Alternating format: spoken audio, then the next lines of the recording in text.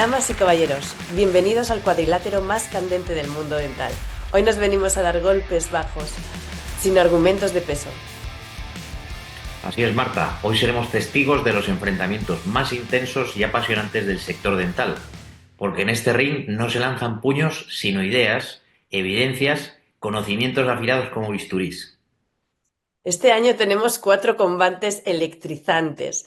3 de ellos los veremos ahora mismo y el gran combate final tendrá lugar en noviembre en el Congreso de SEPA, donde los mejores pugilistas del conocimiento dental se verán cara a cara, hablando de implantes inmediatos en alveolos desestructurados. Pero ojo, no solo los debatientes tienen un papel clave en este evento. Vosotros, el público, también seréis jueces de cada combate. Entonces, al final de cada debate, os pediremos que votéis por la pareja que haya dominado el cuadrilátero. Así que preparad vuestros dispositivos y no dudéis en participar. Cada debate enfrentará 2 equipos, 2 visiones, 2 estrategias, pero al final todos ganamos, porque el verdadero objetivo aquí es elevar el nivel de conocimiento y desafiar nuestras propias creencias. Y para comenzar con la primera ronda del 50, llamamos a nuestro primer par de contendientes. A sus esquinas, que el debate está por comenzar. Por cierto, Juan, veo que te has puesto el fondo borroso. Bueno, es para resaltar mi figura. En fin, bueno, damos paso al primer combate de la tarde.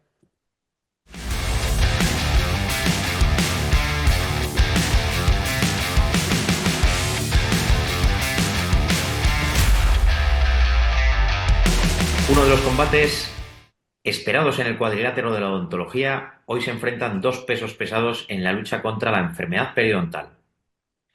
Así es, Juan. En una esquina tenemos a los defensores del láser, la doctora Ruiz Magad y el doctor Sanz. Armados con tecnología de vanguardia, prometen precisión quirúrgica, reducción bacteriana y regeneración tisular como nunca antes. Y en la otra esquina, los defensores de los tratamientos convencionales, el doctor Bujaldón y la doctora Carrillo de Albornoz, fieles a las técnicas tradicionales como el raspado y el alisado radicular. Ellos defienden que estas técnicas siguen siendo las más efectivas para combatir la periodontitis. Es una batalla muy interesante. 2 enfoques radicalmente diferentes, pero lo que está claro es que el objetivo es el mismo: combatir la enfermedad periodontal y mejorar la salud bucal de los pacientes. Exacto. Las reglas están claras. Cada uno debe presentar argumentos sólidos y respaldarlos con evidencia científica. Y, por supuesto, que gane la mejor estrategia. Y para comenzar con el primer asalto, le toca al equipo de los tratamientos convencionales exponer brevemente su postura. Que suene la campana.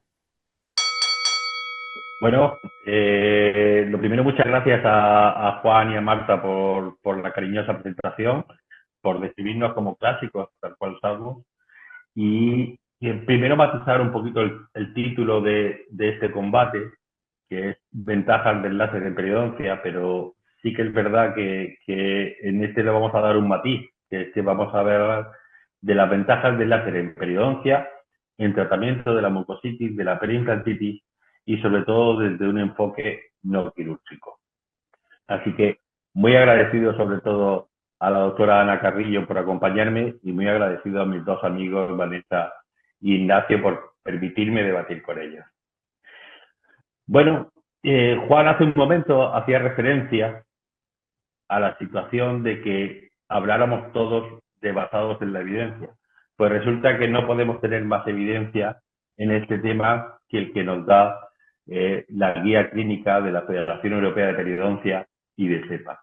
La voy a relatar muy brevemente porque solo tenemos 3 minutos para presentarnos, así que la guía hace uso específico y énfasis específico en el uso de terapia fotodinámica y de láser.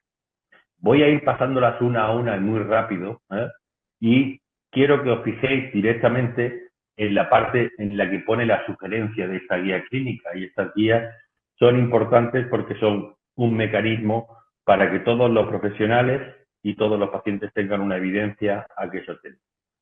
Pues la terapia fotodinámica en el tratamiento periodontal sugerimos no usar. Podéis leer todo en la página web de SEPA para que no tengáis que distraeros sobre mi presentación. En el mantenimiento periodontal sugerimos no se utilicen los métodos coadyuvantes como la terapia fotodinámica.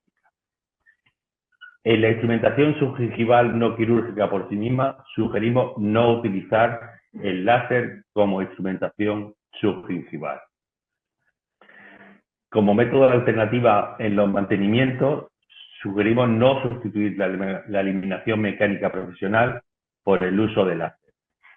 Así vamos a seguir durante las enfermedades periimplantarias, durante la mucositis y durante, incluso, por si alguno tiene alguna duda, en el tratamiento quirúrgico de las enfermedades periimplantarias, con un concepto muy habitual, que es que como las superficies de los implantes son tan difíciles de manejar, pues no somos capaces de desinfectarlas, de tratarlas, y por eso utilizamos, en este caso, agua bendita, que es el láser. Y quiero recordarle a mis compañeros que tenemos un juramento que hicimos en nuestra profesión, sobre todo venía de referencia a la medicina, en el que dice exactamente el juramento hipocrático: mantendré mi vida y mi arte alejados de la culpa y no operaré a nadie por cálculos. Ya sabemos a qué cálculos nos referimos. Y dejando el camino a los que trabajan en esa práctica, a cualquier casa que entre iré por el beneficio de los enfermos. Y supongo que tanto Klöckner como SEPA, como todos los profesionales que estamos aquí, solo queremos el beneficio de los enfermos. Leyendo un poquito más, tuve la suerte de que me cayera este libro hace muy poquito en mis manos, y pone exactamente, es un libro que habla de sobretratamiento y lo define exactamente así. Se define como aquellos tratamientos que son innecesarios. Y además enfatiza en esta frase, porque demasiada medicina puede hacernos más enfermos y más pobres. En esta recesión, y dada la situación que vivimos en este país, porque la guía clínica hace mucha referencia a no solo la evidencia científica, sino a cómo es aplicable en cada país. Recordamos que aquí en España pues no tenemos la suerte de poder estar disfrutando probablemente de una odontología digna en el sistema público. ¿Y en España qué nos está pasando? Pues que el salario medio de los españoles no pasa de 2.300 euros. El coste medio de la vida en 2004 supera los 1.600 euros. En la diapositiva veis también que el promedio de gasto mensual cuando uno vive solo asciende a los 1.500 euros y 900 euros si son compartidos. Además, vamos a hacer un análisis porque quizás esta reflexión diréis, bueno, pues es baladí, nosotros nos va bien, no nos importa. Bueno, pues resulta que eso repercute en la población española, y es que el 5% de la población no pudo acudir al dentista por motivos económicos. Y en la estadística aparece perfectamente que el 13% apareció cada 2 años o más, el 43% una vez al año, y supongo que todos entendemos que hay una responsabilidad de que el tratamiento sea lo menos lesivo posible, lo mejor para el paciente, pero además también lo menos costoso. No solo para el paciente, sino que probablemente si luchamos por hacer un énfasis en la sanidad pública, deberíamos hacer un énfasis por lo que todo el tiempo ha funcionado bien, como el tratamiento periodontal básico, como un tratamiento adecuado y como un seguimiento de los pacientes para pensar en ellos como el principal centro de nuestra atención sanitaria. Podemos seguir haciendo reflexiones de titulares de lo que pasa en todo nuestro país sobre el coste de la vida, sobre la situación en la que viven los españoles, que es en lo que tratamos y a los que tenemos que realmente solucionarles la incidencia de la enfermedad periodontal y de las enfermedades periimplantarias. Así que ante todo os pido humanidad, tratar a los pacientes con nuestra mejor de las terapias y siempre intentando evitarles un sobrecoste en el tratamiento. Así que seamos humanos y seamos sanitarios.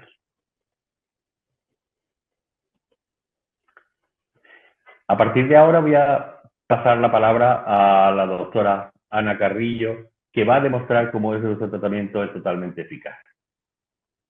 Muchas gracias, Antonio, pues para continuar con el hilo de lo que has explicado, nosotros vamos a hablar del tratamiento clásico o convencional, empezando con la periodontitis. Y aquí mi reflexión sería, lo primero, cuando nos vamos a enfrentar al tratamiento de un paciente, es pensar si nuestro tratamiento es eficaz y como una imagen vale más que 1000 palabras, pues en este caso, con este grado de inflamación, vemos como una sencilla instrumentación clásica con ultrasonidos y curetas consigue resolver el estado inflamatorio de este paciente, ya que hemos atendido al factor causal mediante la disrupción del biofilm disbiótico. Y la segunda reflexión que se nos plantea, si la primera, ver si el tratamiento es eficaz, y lo segundo, si esta eficacia se puede mantener a largo plazo, es decir, si vamos tranquilos y relajados con el tratamiento que le hemos hecho a nuestros pacientes. Y en este sentido, la literatura es abrumadora a nuestro favor, ya que si analizamos la literatura, como así hemos hecho, buscando artículos que tengan un periodo de seguimiento mínimo de 5 años, vemos cómo este tratamiento es muy efectivo en el tiempo, destacando especialmente el estudio de Axelson y Linde, que nos plantean un seguimiento de 30 años a los pacientes. Después de la instrumentación, adecuado mantenimiento y vemos que consiguen prevenir la progresión de la periodontitis en este plazo tan alargado, dilatado en el tiempo. Y esto, además de los artículos, pues lo vemos en el día a día en nuestra consulta.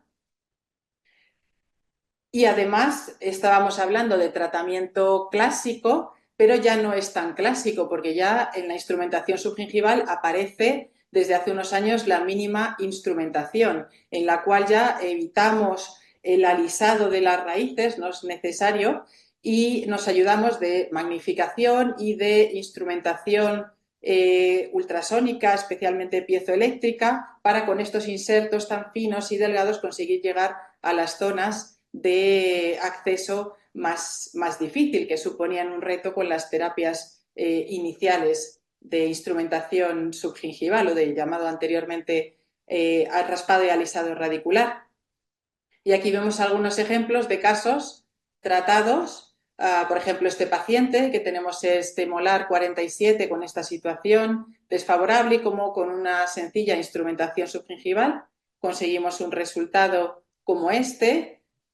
Ese caso era 6 meses, es un caso muy reciente, pero vemos que esto lo conseguimos también en casos como este a 5 años o casos como este a 7 años. Y por ese motivo nuestro grupo, nuestro bloque es el estándar de tratamiento hoy por hoy, ya que es un tratamiento eficaz, eficiente, predecible, no invasivo, muy bien aceptado por los pacientes, muy buenas PROMs con una curva de aprendizaje muy sencilla y un tratamiento muy seguro. Y cuando nos movemos a las enfermedades perimplantarias, a la perimplantitis en concreto, aquí hasta hace poco el tratamiento era fundamentalmente quirúrgico, pero a pesar de ello las tasas de resolución de enfermedad, la literatura nos muestra que no son todo lo elevadas que quisiéramos que fuera, con una media aproximadamente del 50% de resolución. Y en este sentido hemos trabajado mucho en el tratamiento flapless de perimplantitis, que ya vinieron desarrollando otros autores previos, y hemos publicado al respecto y hemos visto que no solo conseguimos tasas de resolución de enfermedad similares o incluso superiores a las de cirugía, pero sí que nos gustaría destacar el dato de que más del 81% de los implantes obtuvimos profundidades de sondaje de 5 milímetros o menos.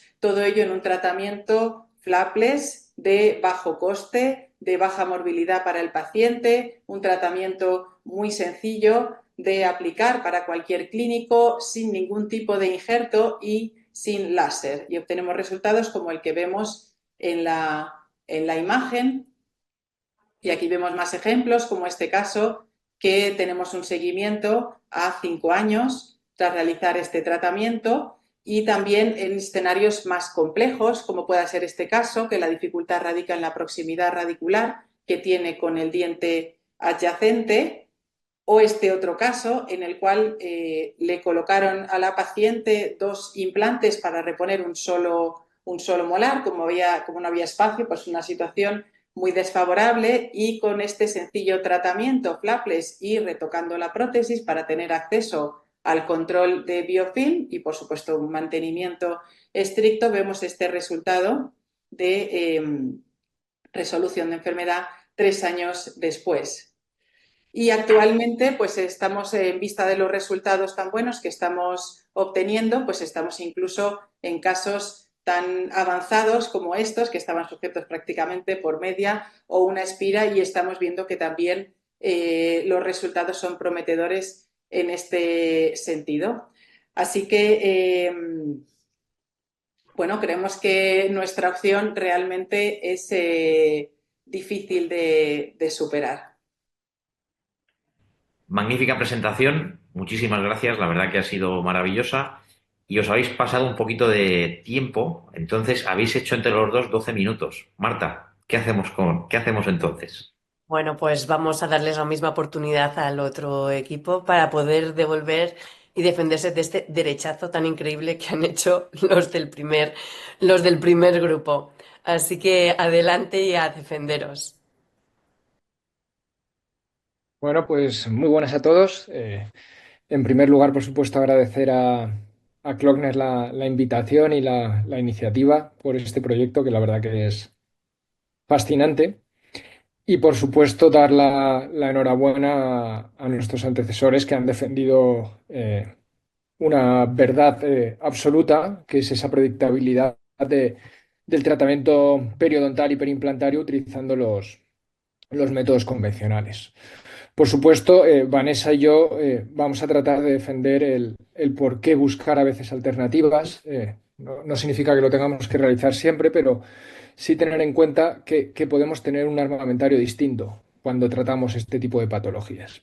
Y es cierto que cada vez sabemos más de las enfermedades periodontales y perimplantarias, desde el punto de vista biológico, desde el punto de vista molecular, desde el punto de vista genético. Sin embargo, cuando nosotros evaluamos el tratamiento sigue encaminado a lo que hemos venido realizando en los últimos 50, 60 años, que es eliminar mecánicamente el biofilm, el cálculo y el agente causal de estas patologías. Y por supuesto es difícil competir con el tratamiento que probablemente, si implementamos las técnicas de higiene y si el paciente acude a consulta, sea el tratamiento más predecible que tenemos en odontología. Y Antonio ha mostrado de manera muy bonita cuál es la predictibilidad y cuál es la recomendación que nos demuestran las guías clínicas. Sin embargo, se les ha olvidado comentar que este tratamiento tiene limitaciones. Tiene limitaciones principalmente derivadas de la accesibilidad que tenemos con los instrumentos convencionales. Y por mucho instrumento fino que tengamos, por mucha cureta modificada que tengamos, hoy por hoy seguimos teniendo bastantes dificultades en llegar a bolsas profundas, furcas, surcos, cráteres, defectos intraóseos. Y esto no podemos negarlo. Y es por ello que la cirugía periodontal sigue teniendo cabida en los casos más avanzados de periodontitis.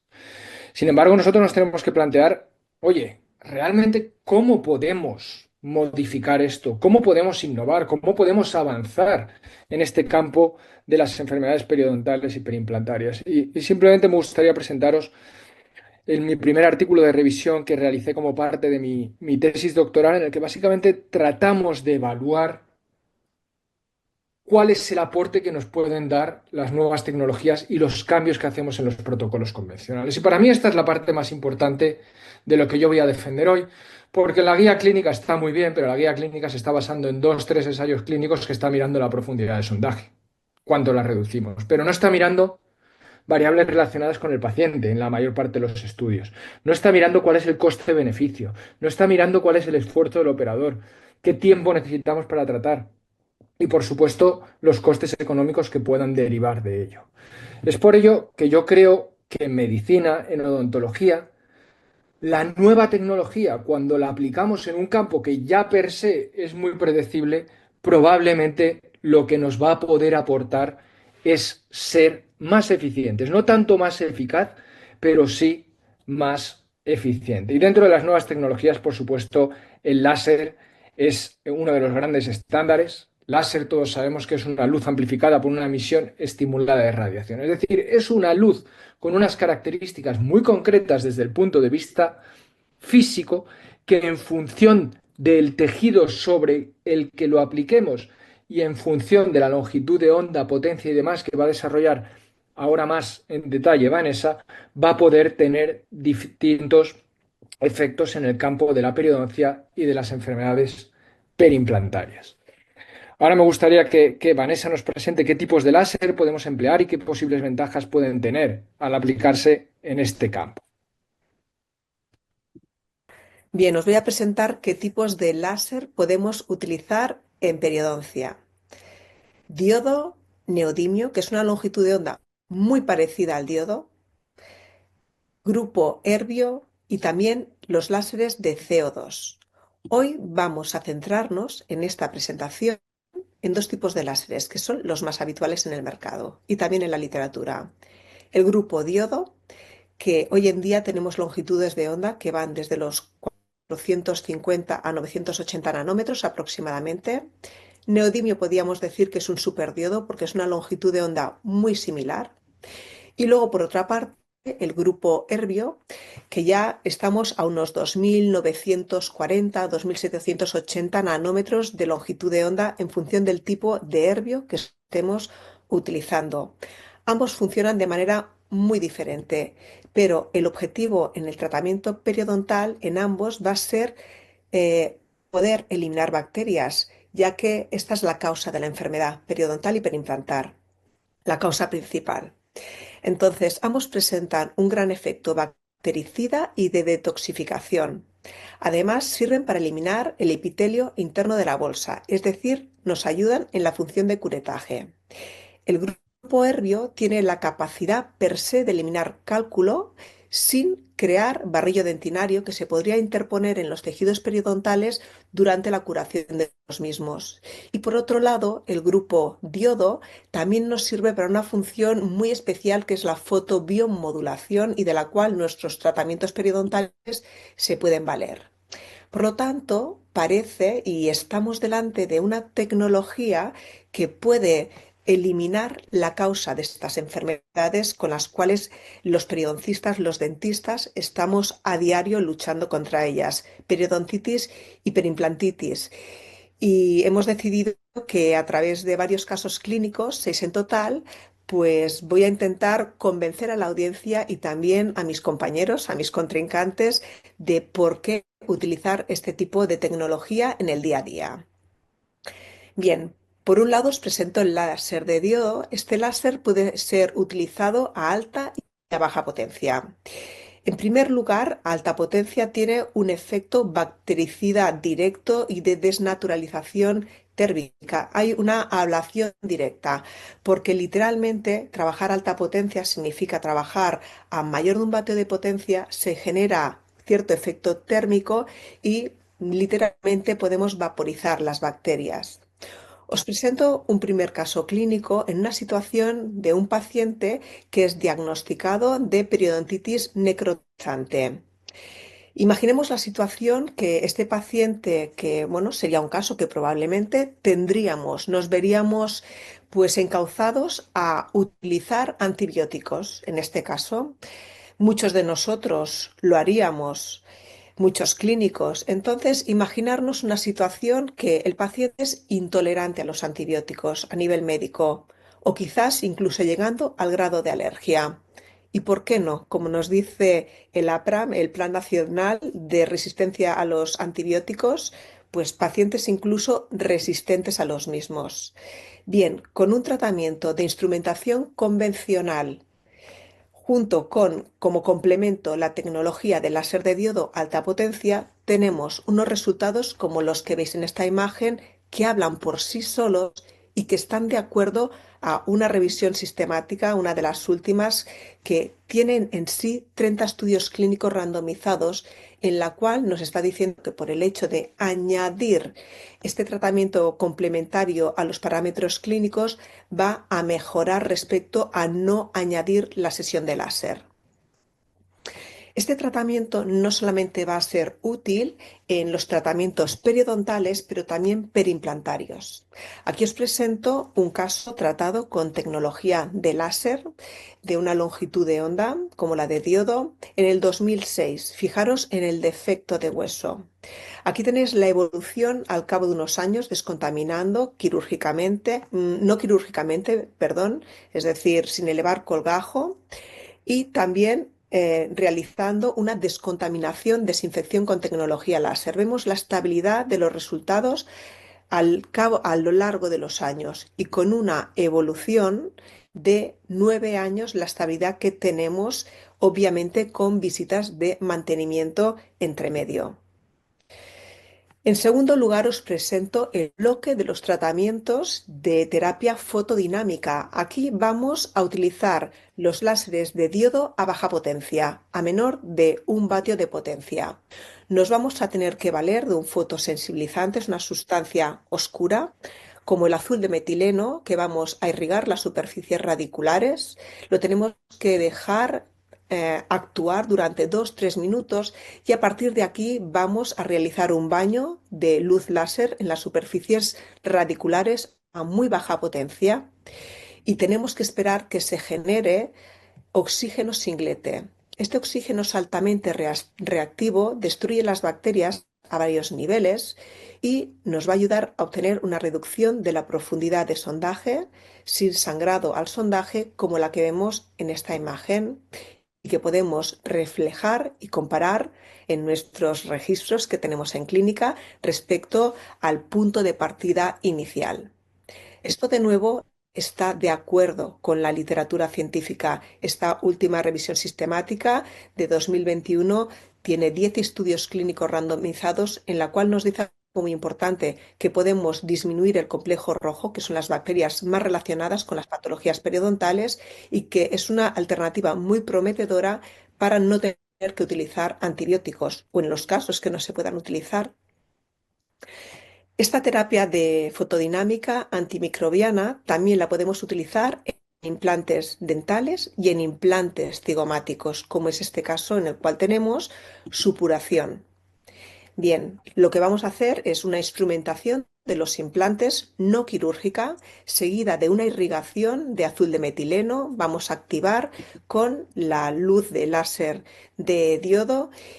Vamos a esperar unos resultados que a los 4 meses, sin la necesidad de tomar antibióticos, en casos como este, que el seno maxilar muchas veces está lleno completamente de pus, unos resultados de disminución de la profundidad de sondaje, no hay sangrado y no hay supuración. Estos resultados son estables a los 8 meses después de haber realizado un segundo ciclo de tratamiento de mantenimiento siguiendo el mismo protocolo e incluso a los 12 meses. Recalco que sin recidivas y sin necesidad de tomar antibiótico por parte del paciente. Esto no es un caso aislado, como bien nos dice la literatura. Podemos encontrar múltiples casos similares, como este caso también de una gran supuración en implantes cigomáticos y tratando con este protocolo de terapia fotodinámica antimicrobiana, podemos lograr, como dice la literatura, una reducción de la supuración, del sangrado y principalmente de la profundidad de sondaje. Para finalizar, os presento un caso con el grupo de Herbio. Este láser funciona de manera un poquito diferente porque tiene un proceso ablativo que está mediado por el agua. Entonces, este láser he dicho que per se, aparte de descontaminar, puede eliminar cálculo. Os presento el último caso en el cual podemos pasar descontaminando la superficie de este implante de un sondaje de 6 milímetros, 10 milímetros inicial a un sondaje de 3,5 milímetros a los 3 meses. Y si observamos en una radiografía de haz cónico, podemos observar también la cicatrización a nivel del hueso con la formación de nuevo hueso e incluso en otro corte, como este, la formación de una nueva cortical vestibular.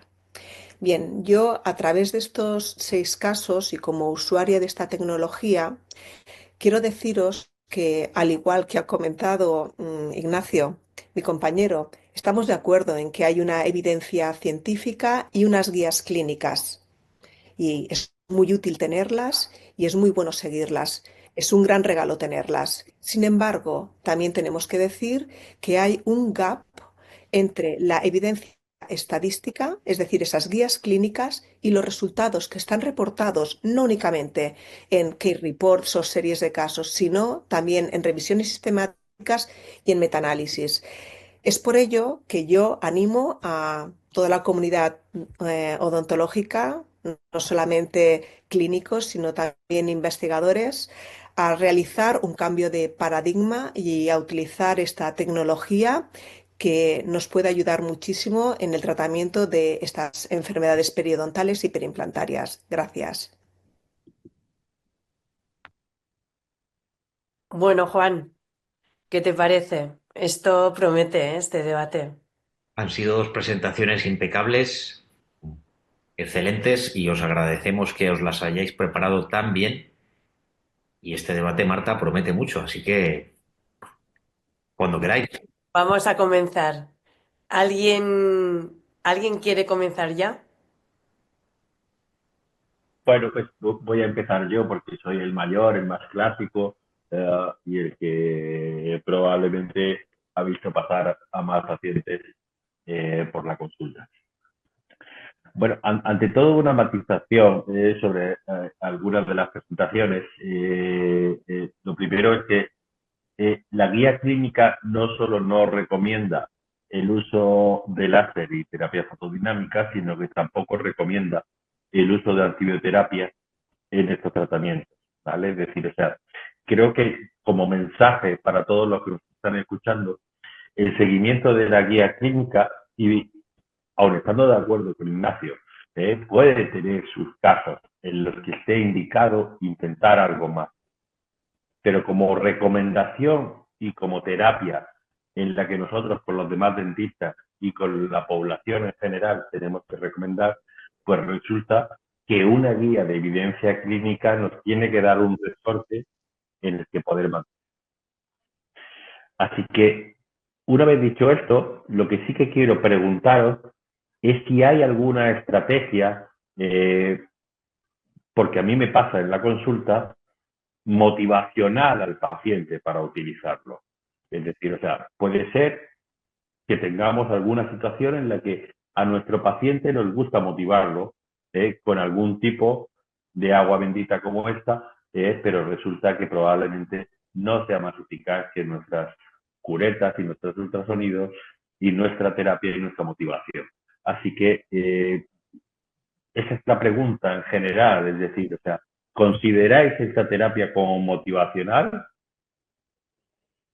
Yo quería hacer una matización, Antonio, a lo que has dicho al principio, ahora mismo al empezar. Has dicho que tenemos que seguir las guías clínicas, estamos de acuerdo, y estamos también de acuerdo que son muy útiles. También estamos de acuerdo en que, en general, algo muy importante que nos dice las guías clínicas es que no debemos utilizar antibióticos. En eso estamos de acuerdo, al menos nosotros seis. La realidad en España es otra, y es lo que nos dice el Plan Nacional de Resistencia a Antibióticos. Es muy diferente. Lo que nos dicen es que de forma continua, a nivel médico y por supuesto a nivel odontológico, se utilizan antibióticos para el tratamiento de muchas enfermedades, incluidas las periodontales, de forma completamente indiscriminada, en urgencias cuando van los pacientes a la clínica y durante los tratamientos. Entonces, una cosa es las directrices que nos va a marcar las guías clínicas y otra cosa es la realidad. Por lo tanto, se utilizan muchísimos antibióticos de manera indiscriminada, incluso para gingivitis, que ya no son, que son tratamientos muy simples que con una profilaxis podemos tratar. Es por ello que si buscamos alguna alternativa de tratamiento en pacientes que no puedan tomar antibióticos en algunas situaciones, pues yo creo que no está mal, que no está mal. Te agradecemos la reflexión sobre que no hay que utilizar ningún tipo de coadyuvante con el tratamiento periodontal básico ni con el tratamiento de básico de las enfermedades periodontales. Muchísimas gracias por tu aportación y por a hacer énfasis en el mensaje que estábamos transmitiendo. A mí me gustaría añadir una cosa, porque eh, yo tenía muy claro que mis contrincantes iban a aferrar a las guías clínicas, por supuesto, pero también he de decir que de los que estamos aquí soy el único que ha participado directamente en las guías clínicas y he estado allí y he estado en la granja y he formado parte de las revisiones sistemáticas que se han hecho. Y no es que no esté ni en contra ni de acuerdo con lo que se comenta de las guías clínicas. Simplemente quiero que la gente reflexione porque además mi propio contrincante lo ha mencionado, que hay que meter en la ecuación una cosa que se llama el sistema de salud pública. ¿Y qué quiere decir esto? Cuando la guía clínica primero hace una reflexión sobre la evidencia disponible, ¿de acuerdo? Nosotros en Perio nuestras variables respuestas principales son reducción de bolsa, ganancia de inserción, reducción de sangrado. Quiere decir que los estudios a nivel Perio se han diseñado con una potencia estadística suficiente para demostrar diferencias entre grupos para estas variables, pero no se han diseñado para mostrar otras posibles diferencias, que es lo que yo estoy defendiendo con las nuevas tecnologías, principalmente relacionadas con la eficiencia. ¿De acuerdo? Y ahí hablábamos de tiempo de tratamiento, esfuerzo del operador, etcétera, etcétera. ¿Qué quiero decir con esto? Que cuando la guía clínica te dice sugerimos no utilizar el láser o sugerimos no utilizar la terapia fotodinámica, no te está diciendo que el efecto sea negativo, ¿vale? Y con eso me gustaría también, me ha gustado mucho la diapositiva de Hipócrates, pero no quiere decir que cuando estamos empleando una nueva tecnología estemos produciendo un daño al paciente, ¿vale? Esto tiene que quedar claro a todos los que nos escuchan. Entonces, el problema es que cuando te dice sugiero no utilizarlo, te está diciendo que en la evidencia, y si la analizamos en detalle, dentro de esos estudios que incluyen RCTs, hay alguno incluso a favor de la nueva tecnología. Pero cuando lo pones todo en contexto, no hay diferencias entre hacerlo convencional o hacerlo con las nuevas tecnologías. ¿Cuál es el problema? Que cuando tú haces una guía clínica a nivel general, en este caso europeo, hay que tener en cuenta que estos tratamientos muchas veces están cubiertos por el sistema de salud pública.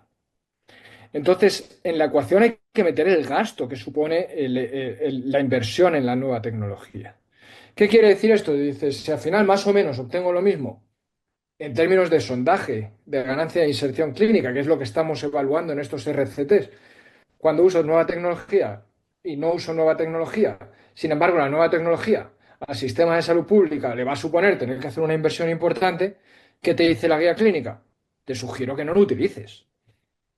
¿Vale? Entonces, cuando nosotros interpretamos las guías clínicas, lo tenemos que hacer entendiendo cuál es el contexto general. Obviamente, luego sepa, la adopta, la adapta, hace lo que tenga que hacer. Pero hay que tener en cuenta que en España esto no va a estar cubierto por el sistema de salud pública. Y luego, a partir de ahí, ya podemos elucubrar, podemos divagar o podemos desarrollar el por qué o no utilizar un láser. Pero simplemente me gustaría resumir que la evidencia en la literatura en base a ensayos clínicos aleatorizados no dice que el láser sea peor, ¿vale? Aunque te esté diciendo sugiero no utilizarlo. O sea, el láser en alguno de esos estudios incluso es mejor. Las revisiones sistemáticas nos dicen que en el corto plazo incluso es mejor, por ejemplo, la terapia fotodinámica. Pero como supone un gasto, la guía clínica me está diciendo, oye, cuidado, que no es la panacea, que además tienes que invertir en la nueva tecnología. Y eso en las nuevas tecnologías es algo que siempre vamos a tener en cuenta y es que requieren de una inversión, ¿vale? No quiere decir que tú puedas quitar un tumor de tiroides perfectamente a mano y quirúrgicamente, probablemente tiene más evidencia que si lo haces con un Da Vinci. Pero no quiere decir que el Da Vinci sea una mierda o que no podamos utilizarlo, ¿de acuerdo? Entonces, me gustaría simplemente aclarar ese punto de la guía clínica de enfermedades periodontales o preimplantarias. A mí me gustaría, Nacho, bueno, y me gustaría, que no lo he dicho antes, agradecer a mis compañeros por estar aquí con vosotros y agradezco la oportunidad a Klöckner porque, bueno, me ha servido para acercarme todavía más al láser y después de leerme la literatura más a fondo y entenderlo, pues hoy por hoy siento deciros que la literatura no me ha convencido para comprarme a día de hoy un láser para la consulta. Y la literatura, aparte de que nos dice que no nos aporta un beneficio adicional claro, eh, también nos dice que hay un problema importante con el láser, que es la enorme heterogeneidad de láseres y de longitud de ondas y opciones disponibles, tipos de punta, o sea, como que no hay un protocolo estrella de láser que sea, wow, homogéneo para utilizar, sino que hay múltiples opciones, o si lo aplico una vez, o si lo aplico dos, o sea que tenemos el problema de la heterogeneidad que me compro y sí que me gustaría recalcar también de las guías clínicas que hacen mención a que no se ha estudiado suficiente, bueno, guías clínicas y hablo también de la revisión sistemática de la Sociedad Americana de Periodoncia, que es una de las que más en Estados Unidos utilizan el láser y remarcan también pues que no se estudian las PROMs de manera suficiente porque ya que es lo mismo, pues que entonces qué es lo que aporta de más el láser.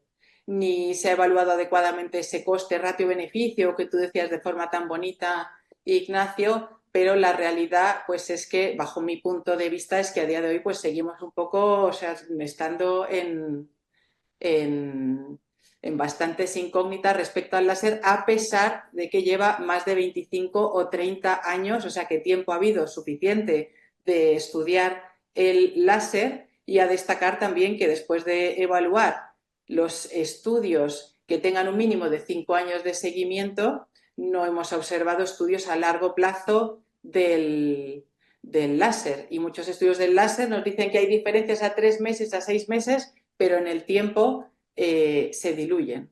Por lo tanto, estos son los motivos por los que a día de hoy, teniendo un clásico que funciona fenomenal y hoy en día, como comentábamos, mínimamente invasivo y mucho más eficiente, incluso en zonas de difícil acceso, pues a día de hoy, pues francamente no me termina de convencer el láser para tratamiento no quirúrgico de periodontitis y periimplantitis. O sea, el láser tiene otras indicaciones que me parecen estupendas, pero para el debate que estamos hablando hoy, pues no me aportan el beneficio suficiente como para meterme en la inversión de un láser o para sugerírselo a aplicarlo de manera rutinaria a los pacientes. Yo estoy de acuerdo que hay muchos protocolos, hay muchas longitudes de onda y que a veces se mezclan las churras con las merinas. Eso hay que decirlo. Por ejemplo, los resultados de la guía clínica en terapia fotodinámica, al final lo que hace Giovanni Salvi en el 2020 es coger dos estudios clínicos, elige dos para realizar para, para mencionar o sugerir, ¿no? Al fin y al cabo es ese grupo de trabajo que dicen, pues no, sugerimos no utilizarlo con dos estudios clínicos de terapia fotodinámica. Entonces es que hay, hay muchos protocolos, hay muchos protocolos. Entonces, las ventajas del láser, yo estoy de acuerdo en que hay una gran heterogeneidad y que no se tienen que mezclar cosas.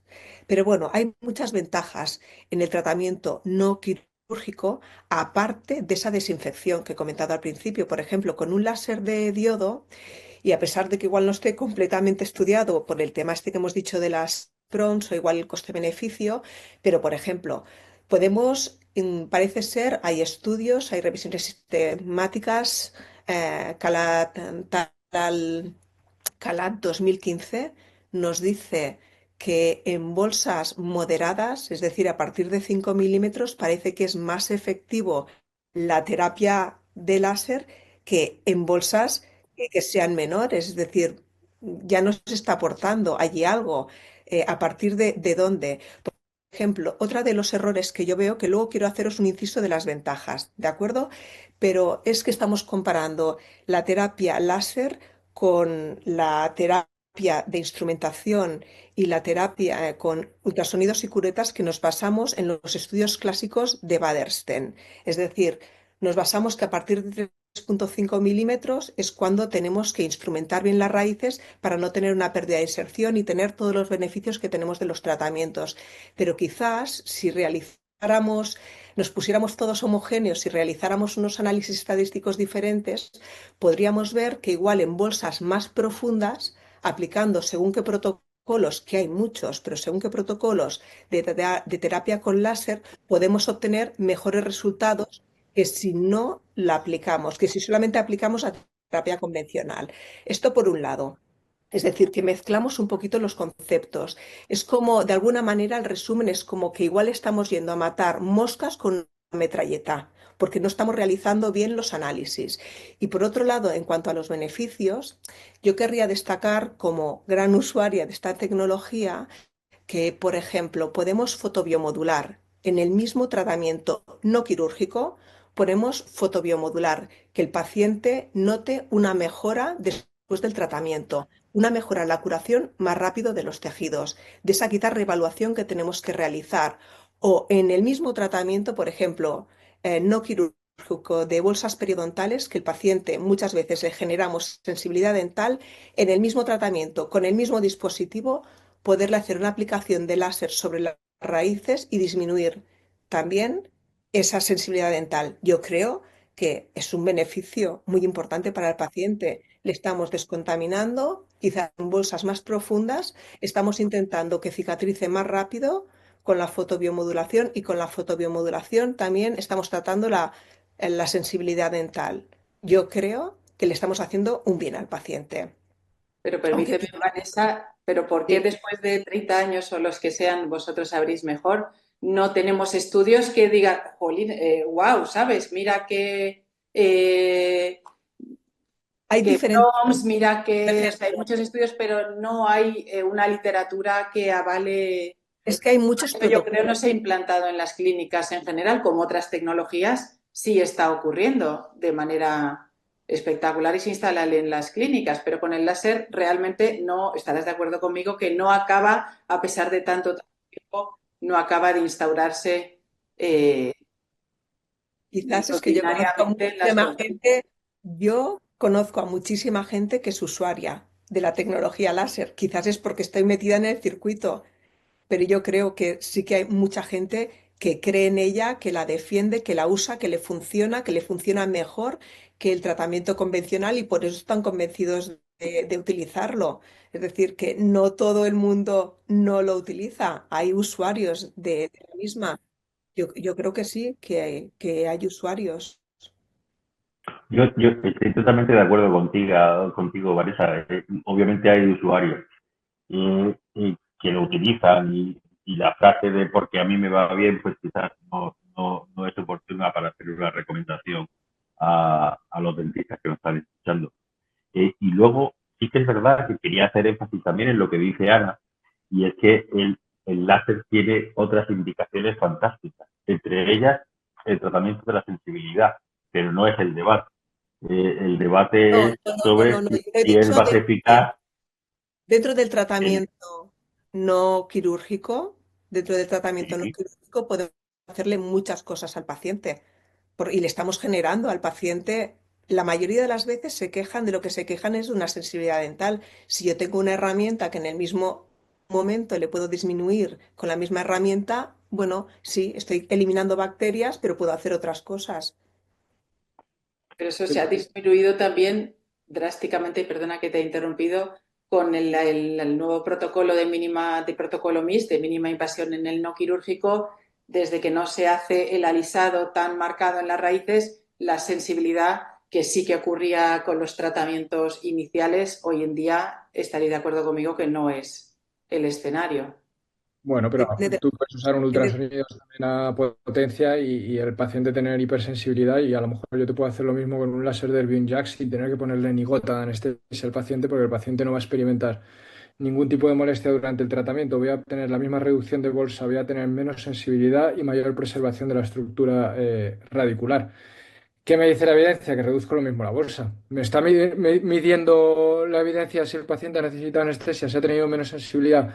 No. ¿Por qué? Porque tenemos carencia de información. El problema cuando hablamos de los láseres, y yo creo, no del láser, o sea, de cualquier nueva tecnología, por supuesto, el debate hoy es tratamiento periodontal o perimplantario no quirúrgico. Ese es el debate. Pero cuando tú tienes que hacer una inversión en una tecnología que tiene mucha más aplicabilidad que para la que estamos debatiendo hoy, si tú me vienes a decir, que tengo que recomendar absolutamente el láser en periodoncia, pues a lo mejor te digo, oye, pues si tienes que hacer una inversión importantísima, como pueda ser un láser de Erbium Jack, solo para quitar cálculo, no puede que no tenga tanto sentido. Pero si dices para quitar cálculo, para quitar sensibilidad, para poder quitar tejido de granulación, para la infinidad de aplicaciones que tienen muchos de estos láseres en odontología, pues cuando hablamos de inversión, porque es algo que ha salido de vuestro equipo, yo creo que la inversión la tenemos que enfocar más allá que solo la raíz o la superficie del implante. Nos encanta tu reflexión, Ignacio, obviamente, y además quiero que quede constancia, el láser tiene muchas utilidades, pero esta indicación no es la más oportuna, y en eso creo que hay cierto consenso. Luego hacías una reflexión sobre la eficiencia, la eficacia, incluso, y sobre los objetivos que tiene la sanidad y la guía clínica. ¿Vale? Pues el objetivo de la sanidad es que sea lo más global y universal posible. Y probablemente, aunque sea una pequeña inversión o una gran inversión para los estamentos públicos, si queremos luchar con que la odontología y la periodoncia lleguen a todos los estratos sociales, no es la vía.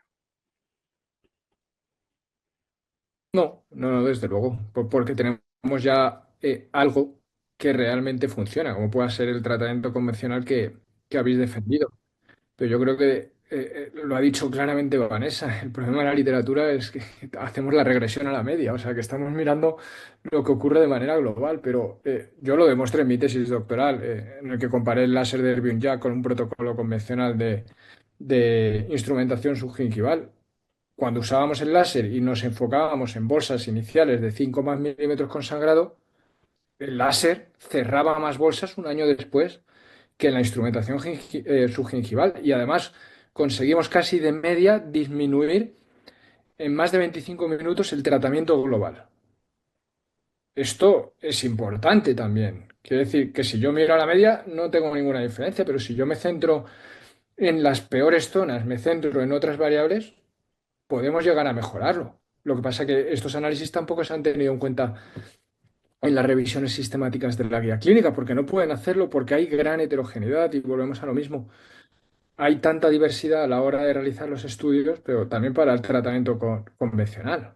O sea, es que en tratamiento de perimplantitis, y aquí podemos discutir bastante, cuando tú miras el estándar para los países escandinavos, su estándar es limpiar la superficie del implante con una cureta convencional y pasar una gasa mojada en suero. O sea, nos podemos reír todos y podemos decir, vale, este es el estándar que nos dice la literatura. Vamos a buscar otra cosa, por favor, y es lo que estamos haciendo. Yo creo que respondiendo también a la pregunta que hacías, Ana, que dices, ¿por qué no hay em, tanto a largo plazo estudios que me avalen? He de decir, rompiendo una flecha a favor del láser, que afortunadamente la tecnología va evolucionando, los insertos de la tecnología, la manera de saber trabajar, como en todas las disciplinas. Pero yo creo que, por ejemplo, hace tiempo se utilizaban protocolos más de alta potencia con el láser de diodo. Hoy en día se tiende más a la famosa terapia fotodinámica, que es algo más moderna. Luego, en cuanto al láser de Herbio, por otro lado, los estudios que podíamos realizar en la tesis doctoral, tanto Ignacio como yo, realizábamos un concepto de tratamiento muy similar al tratamiento convencional. Hoy en día hay como una revolución de idea. Lo hacen muy diferente. Eliminan muy bien el epitelio interno de la bolsa, el epitelio bucal o externo, y parece en los últimos resultados que mejoran esos parámetros clínicos que miramos nosotros como periodoncistas, pero si van ya a mirar otros parámetros ya más a nivel de metaloproteínasas, de otros tipos de mediadores inflamatorios que igual los detectan solamente en estudios, ven que realmente en los últimos estudios clínicos de 2024-2025 que realmente están mejorando. Pero es por eso que hay una evolución de concepto de insertos de tecnología, de longitudes de onda, y bueno, hay que buscarse un hueco, hay que investigar mucho, yo estoy de acuerdo, pero bueno, la evidencia no se hace en un día. La evidencia se hace trabajando mucho, animando mucho a la gente, y estoy de acuerdo que, por supuesto, esto es una inversión. Y es una inversión que toca Pero es hacerla. una Toca hacerla, versión. toca formarse también. Dime, perdón. Digo que es una inversión tras de otra, porque si va cambiando tanto, pues al final, Afortunadamente, yo creo que estamos en un punto muy bueno hoy en día. Creo que estamos en un punto muy bueno de muchísimos tips diferentes que yo, por ejemplo, cuando hice la tesis doctoral, tenías cuatro cosas. La máquina la podías mover dos parámetros. Hoy en día es que, vamos, es que es maravilloso los insertos que hay, todo la repetición de pulso que puedes modificar en los láseres de Herbio, las potencias, cómo puedes jugar con las máquinas. Entonces yo creo que es una revolución. Yo creo que las máquinas que tenemos hoy en día no se pueden comparar a aquellas de hace 15 y 20 años. Yo creo que bueno, pues que tenemos que crear esa evidencia. Es por eso que he finalizado nuestro bloque diciendo que yo animo a investigar, por supuesto, porque como usuaria y como persona que ha estado también estudiando en este tema, pues yo creo que no solamente a mí me funciona, que yo creo que funciona con muchísima evidencia científica. hombre, pero dices que la evidencia que todavía falta un poco, ¿no? Esto, Estudiar estas variables por del supuesto, paciente, el tiempo, hablaba Ignacio, pero en el cambio en la terapia fotodinámica, eh, corregidme si me equivoco como usuarios, pero primero tienes que instrumentar y luego tienes que pasar la terapia fotodinámica. Y comentabas, por ejemplo, la revisión de Zhao, que reduce el, el mejor. complejo rojo de los patógenos.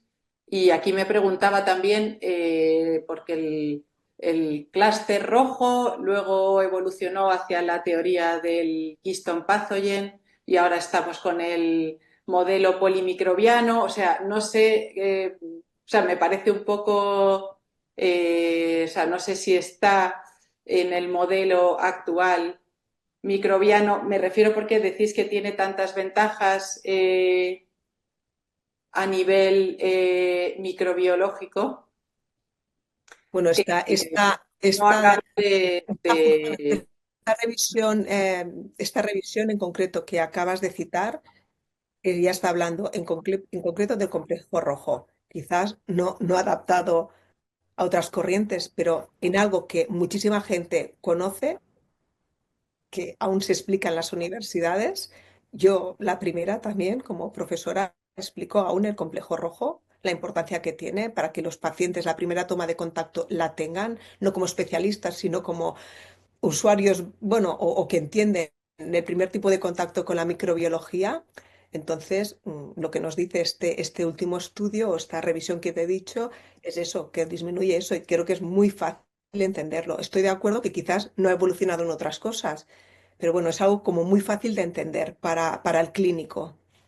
o sea, lo veo fácil, pero no lo acabo de ver adaptado al concepto de la microbiología que ha evolucionado mucho desde, desde los clústeres que no sé si eran del año 98, si no recuerdo mal, o Sí, similar señor. hasta lo que estamos hoy en día. Por eso yo creo que ahí también pues falta un poco de evidencia de realmente esas potenciales bondades microbiológicas de la terapia fotodinámica en este caso, pues que todavía falta un poco de ciencia en ese sentido. No, desde luego, claro que falta, sí, le falta también a la instrumentación subgingival convencional. Es decir, que todos sabemos que todos los que hacemos estudios microbiológicos sabemos que a los 6-12 meses el impacto del tratamiento sobre la microbiología es nulo. Nulo. absolutamente nulo. Bueno, y en la periimplantitis ya no hablemos. Bueno, Así que, bueno, se nos está acabando el tiempo. Podríamos estar, yo creo que si queréis, quedamos otro día. Seguimos debatiendo porque es realmente muy interesante. Si os parece, en estos últimos 5 minutos, me gustaría que cada uno de vosotros pudiera hacer sus alegatos finales en 3 puntos, si os parece. ¿Quién quiere empezar? Muy breves, por favor, Sí. muy sintéticos. bueno, puedo Bueno, empezar yo. sí, O- sí, sí. Bueno, Ignacio, te voy a introducir yo, ¿vale? Quiero que me des 3 puntos para recomendarle a tus pacientes que esta es la mejor terapia. Una es, que yo creo que no lo hemos mencionado, es el valor añadido que damos a nuestros tratamientos. Hoy en día hay una presión brutal, una competitividad brutal, y yo creo que ofrecer cosas distintas que, insisto, no están produciendo ningún daño al paciente. Obviamente, en tecnología siempre hay, en la ecuación hay un valor económico que tenemos que tener en cuenta, pero yo creo que en la presión en la que estamos, poder ofrecer algo distinto y novedoso es positivo, ¿de acuerdo? El tener polivalencia en los objetivos terapéuticos, como ha comentado Vanessa, eh, podemos solventar varias cosas a la vez durante un mismo tratamiento, es positivo, ¿vale? Y sabemos por las distintas encuestas que ha hecho el Consejo y demás que, por supuesto, lo más importante es el trato que damos a los pacientes, pero también valoran tecnológicamente la inversión que hace el profesional en la clínica. Entonces, yo creo que eso es otro punto muy positivo a favor de los láseres. Antonio. Eh, Muchas gracias, Ignacio. La verdad es que me encanta tu primer énfasis en el primer punto sobre el marketing de las consultas dentales. Y me parece razonable, es probablemente la única ventaja que le encuentro. Los 3 objetivos que yo me plantearía es que el tratamiento periodontal y el tratamiento periodontal sea adecuado, y siendo adecuado, si tenemos una herramienta menos costosa, sería suficiente. El segundo, que la salud sea universal y no esté sesgada por motivos económicos. Y, en definitiva, que seamos empáticos con nuestros pacientes. Ana, ¿te gustaría añadir algo más a lo que ha dicho Antonio? Bueno, en mi opinión, como decía, creo que el láser tiene sus indicaciones y sus ventajas en el mundo de la medicina en general, en odontología en particular, pero que del debate que estamos haciendo de enfermedades periodontales y periimplantarias, pues no le acabo de encontrar el peso suficiente para animarme a utilizarlo para para este uso. Luego os vamos a mandar uno para que lo probéis y nos decís. Y Eso Vanessa, ya me parece más rentable. Pues yo, pues un poquito como Ignacio, es decir, precisión, mínima invasión, una desinfección mejorada, rápida, una recuperación muy rápida del paciente sin grandes efectos de sensibilidad. Bueno, para mí es eso, mejorar la reducción de la infección, la recuperación y la sensibilidad en este tipo concreto de tratamiento, siendo muy precisa. Si me permitís una última puntualización, todas esas bondades que comenta Vanessa, y yo creo que todos nuestros cerebros, el láser se asocia, ¿no?, como a mínimamente invasivo, indoloro, como que te regeneras, como que es maravilloso, ¿no? En el cerebro automáticamente se te despierta la neurona del bienestar y ahí pues os apoyo. Lo único que pues que estaría bien que estuviera demostrado pues con literatura e investigación más potente eh, al respecto. La habrá. Ahí Y va. lo sabes bien que la literatura a largo plazo de lo que defendéis vosotros viene de los años 70 y 80. No hay más estudios a largo plazo porque estamos haciendo ahora una revisión sistemática y casi todos son estudios de los 70 y los 80, con lo cual yo creo que tenemos todos que remar en el mismo sentido y generar nueva literatura independientemente del protocolo que empleemos. Hay nuevos, ¿eh? Hay estudios nuevos que conozco esa revisión y debo decir que están los clásicos porque el criterio de inclusión es que haya al menos 5 años y entonces, claro, aparecen los de 30 años, que es una pasada, pero en los 5 años pues hay estudios también recientes con estas nuevas terapias, o sea que está todo incluido. Bueno, pues muchísimas gracias a todos. Ha sido un debate maravilloso, maravilloso. No sé qué te pareció a ti, Juan, pero vamos, yo estoy realmente abrumada por lo que he visto. Me ha encantado. Pues la verdad que ha sido intenso. Tendremos que ver si realmente el láser es la terapia del futuro o no lo es. Surgen alternativas y al final el láser queda como pues una opción que se descarte frente a otras alternativas que hay, pero eso solamente los estudios lo pueden decidir en el futuro.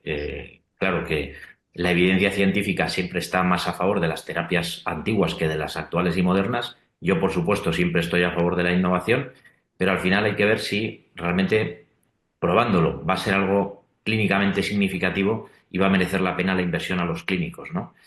Y bueno, yo creo que tenemos que dejar al público ahora que decida por votación quién ha ganado el debate, ¿no, Marta? Efectivamente. Así que os animamos a todos a votar y a decidir a ver qué opción os gusta más, si ponéis un láser en vuestra vida o no. Fenomenal, pues muchísimas gracias a los cuatro por la preparación y por que sin vuestra participación este evento no sería posible, así que muchísimas gracias. Gracias. Gracias.